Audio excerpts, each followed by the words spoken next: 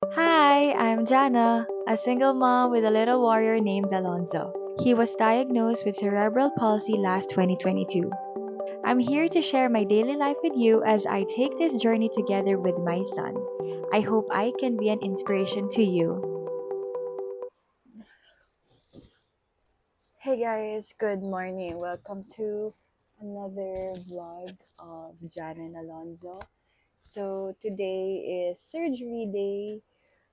We will be replacing the trach of Alonzo to a bigger one kasi ngayon nasa 5 siya and we will be changing it to 5.5. And time check, it's 6 o'clock na. But we got up at 5. I fed him na kasi may mga pre-op instructions pa si doc mamaya na I think last feeding niya should be 6 hours before the surgery, which is 3 p.m. So last feeding niya is 9, 10, 11, 12, 1, 2, 3. Okay, yeah, 9. So, yun. And then, I think my brother is gonna be taking us because I haven't slept because I had live selling last night, which is very, very successful. Kaya thank you guys sa lahat na nag-order. So, where's Alonzo? Alonzo is there on his chair. And I'm packing my clothes as well. And I'm just getting ready, waiting for Ate Josie and Yaya to help me with Alonzo. And off we go to Cardinal Santos. So, yeah. Okay guys, Ate Josie's here na. Nakabis na si Zozo. This is my working bag and then my overnight bag. Nandiyan na rin yung nebulizer niya. And ang kulit ng bata. Okay, and then dito lang ako guys. Pero, ayun yung bag ni Zoe. Dalawang bag, suction machine, air, yan. Okay, Zoe, saan ka pupunta? Siyang kulit-kulit mo na. So, sobrang kinakabahan ako guys. Kinakabahan ako sobra.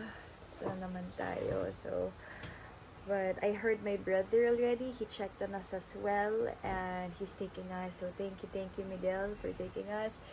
Because I don't think I could actually drive mentally. My brain will be all over the place. Oh, nahawak ko siya, hawak ko siya, hawak ko siya.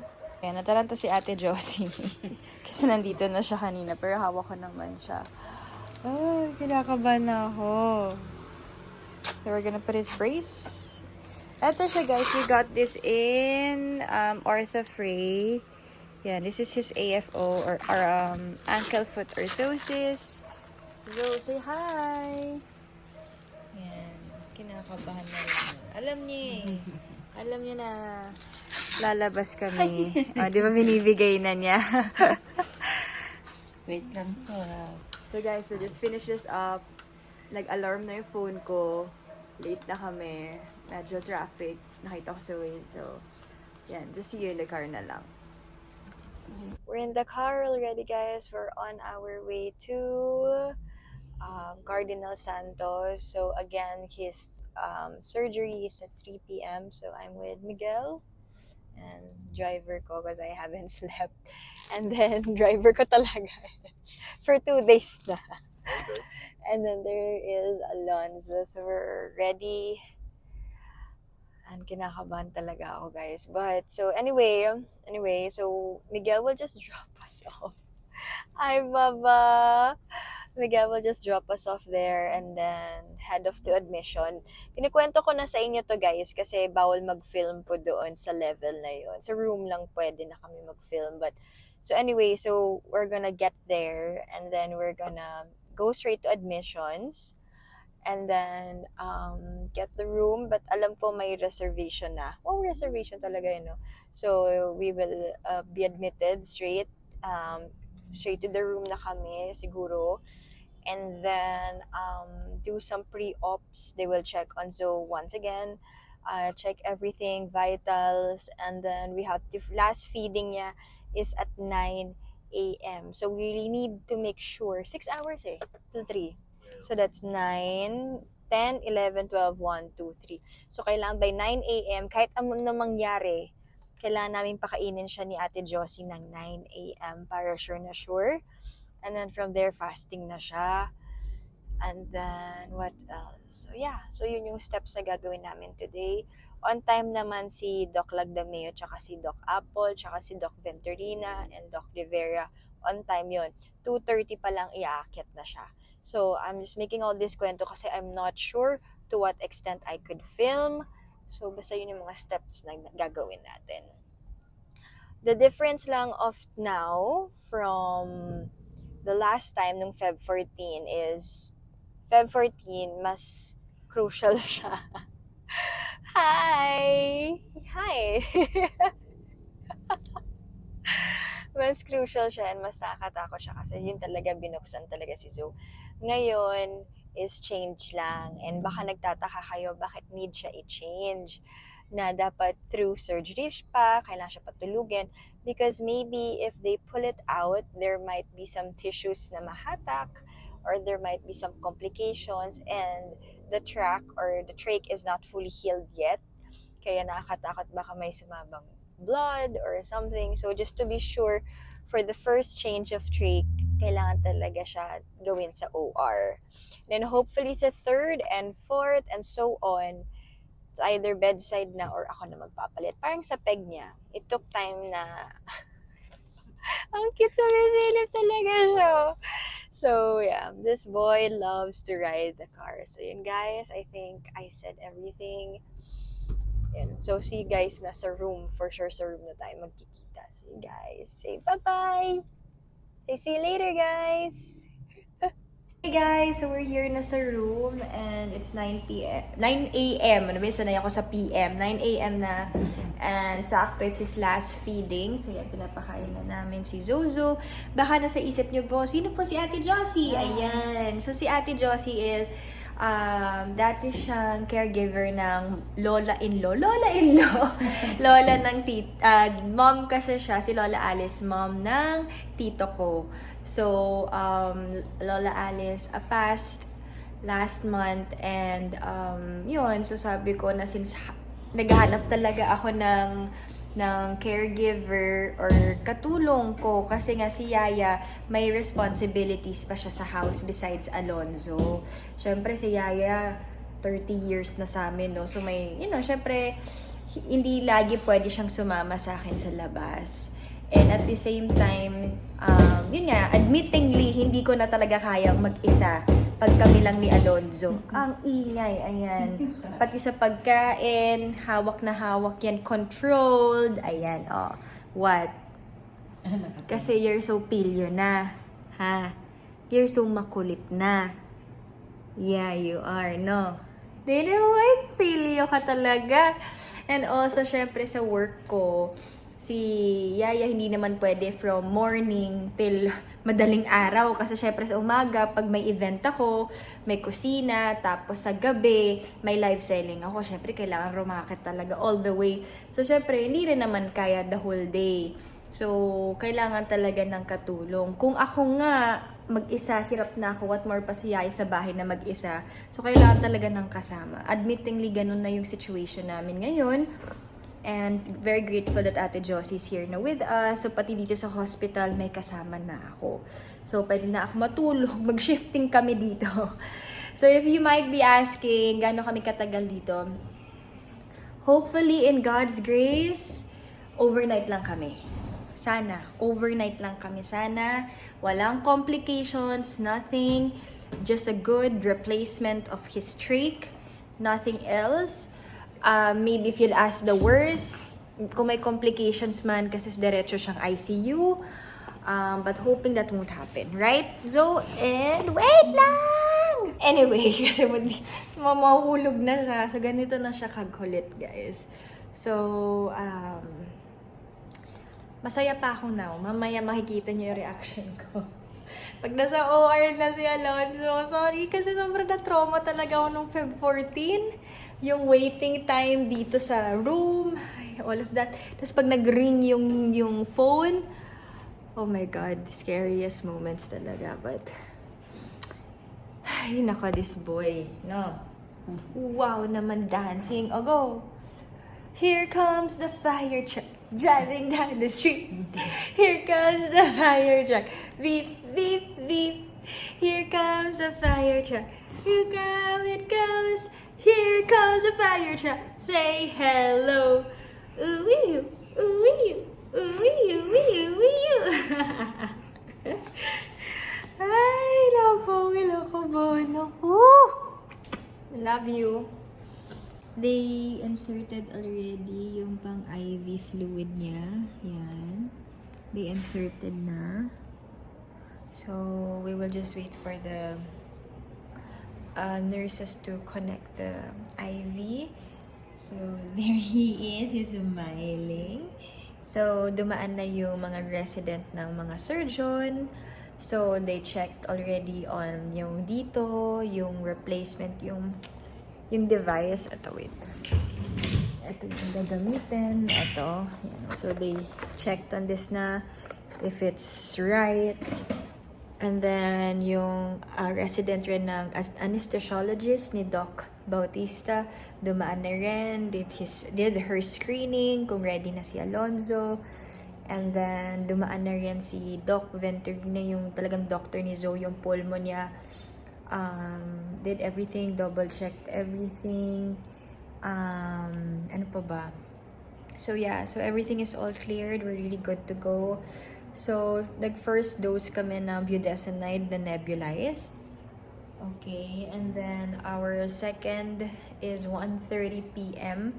sa butamol naman na nebulize. So, may ganito siya, guys. By step process. So, I'm gonna take time. I just told Ate Josie to buy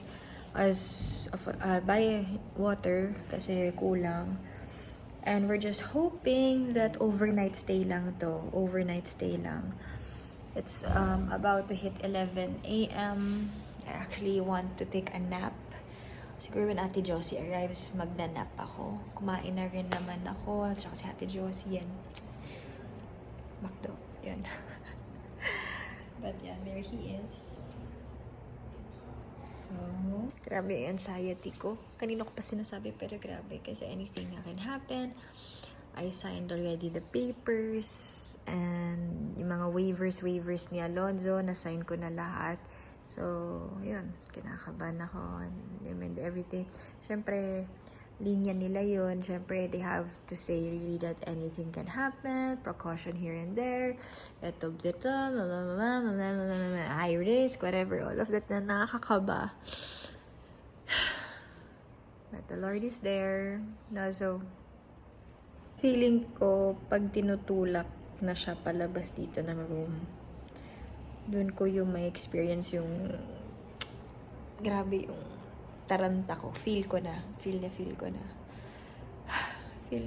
yung hindi ko na yung pinagsasabi ko dito sa vlog ko. But, you know, this is things that a mom with cerebral palsy or with a disability has to go through most of the time because we're mostly here in the hospital. And I don't know how I do it of controlling my work load problems and then now this. Hindi ko alam kung paano ko nagagawa but you know, you need to as a mom. Lalo na, di ba, na pinito si Zoe every month na lang kami nasa hospital. But yeah, God will provide. Yun nga sabi nila, di ba? God will provide. God is there. God will help. As long as you have faith in Him. So, guys, tayo mag 1:30.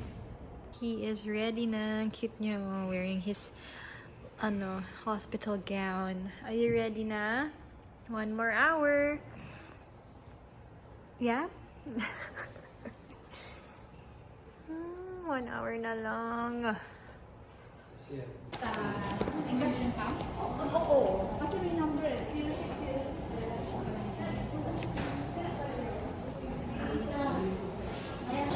Hey guys, so Alonzo's in the operating room na.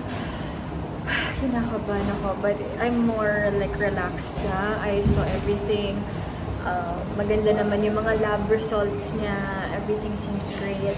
So, I think everything will turn out to be okay. Really okay. So, sana okay lahat.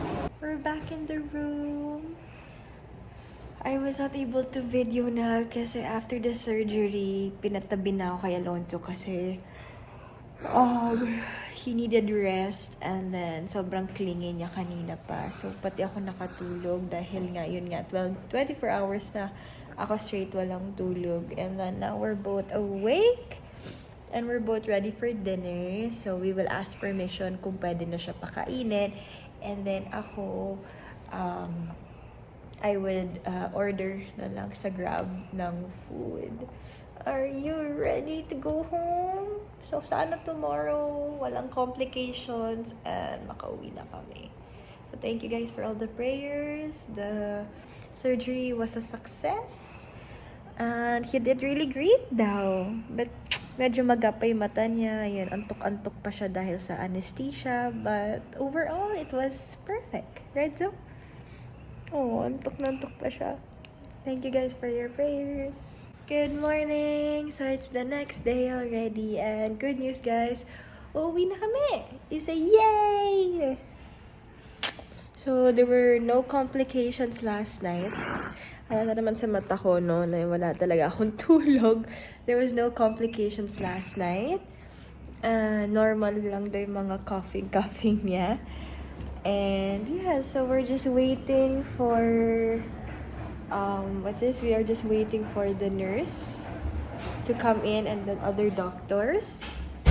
And then we go home, right? I'm done paying the bill, done with everything. Lahat ng doctors niya na dumaan na dito, chinek na siya. So ready to go na tayo. Hinihintay ko lang yung dad ko to fetch us, right? And who's going home na? Zozo! Yay! Grabe guys, experience of this. Yeah, you didn't like it, huh? No? You didn't like the experience? Yeah. But anyway guys, this is something that we may have every 8 months, but hopefully sa tawag dito sa third replacement niya sana kaya na bedside. So pupunta lang kami kay doc, tapos check na lang namin kung pwede na siya palitan bedside, so we don't have to go through all this process again. So are you ready to go home, buddy? Let's go home na. Are you ready to go home? Yay! No, we have to go home na. Wala na tayong pera pang bayad dito. Kung talaga. Okay, so we're all ready. And excited na umuwi ni Zozo. So we're just waiting for the porter to arrive to get us. Because it's a rule na you can't just leave without assistance going down. So yan, we're just waiting. Zozo, ready ka na? Say bye-bye. Bye-bye. Say bye-bye. Say bye-bye. Say bye-bye. Say bye-bye. Say bye-bye. Say bye-bye. Say bye-bye. Ayun na. Nagbabay na siya. Say bye-bye. Kailangan ko pala 2 extension. Para makapag-charge ako. Wow. Yeah. So we're home na finally. Show your face, show your face. Yay! Say we're home na. Yeah. We're home na. So anyway guys, throughout this experience namin ni Zo, kahit overnight lang, medyo sobrang nakakapagod, sobrang bigat. But you know, this is the things that it should be kind of normal na to Zo and I, kasi nga every 6 months namin to pinapalitan. 6 to 8 months pala ang palit nito. So ganito yung magiging situation namin lagi. So it's something new for the both of us. Yeah. So yeah, and I would like to thank the doctors of Alonzo, who are incredible, who are amazing. And I could say that God is really good, really, really good. And they love Alonso so much. As in, sobrang love na love talaga nila si Zoe. So, yun. And thank you guys for all your prayers. Kasi, na-achieve natin to na okay lahat. Wait lang ah. That we did it. Okay si Zoe, healthy. Overnight lang, no complications. So, God is great, God is good. Right, Zoe?